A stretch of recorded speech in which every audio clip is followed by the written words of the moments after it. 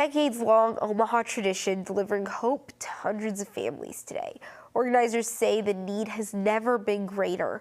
First Alert 6's Brenna Kiefner shows us how students stepped up.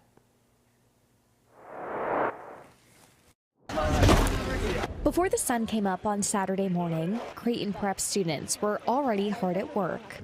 Their mission? Deliver Christmas meals to families across the metro. Operation Others has been doing this since 1967. It was started by a Jesuit priest here at Creighton Prep, and he came back from a successful hunting trip with extra birds, said, what should we do to the students? And they decided, hey, well, let's give them to people around town who could use a good Christmas meal. Nearly 60 years later, that tradition is bigger than ever. This year, organizers packed about 6,000 meals for 1,400 families. That's the most in the program's 58-year history. We need another bag, 2 milks, and then some mediums.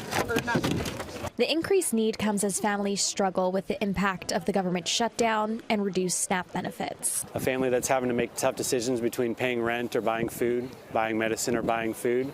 And so we're grateful that we're able to hopefully make Christmas just a little bit brighter for those families. For the students, it's about giving families one less thing to worry about. We're just giving them a little more opportunity to relax and, buy those presents for their kids or spend a little extra on whatever. And I think that's just really, it kind of just makes me feel good that I'm helping others with that.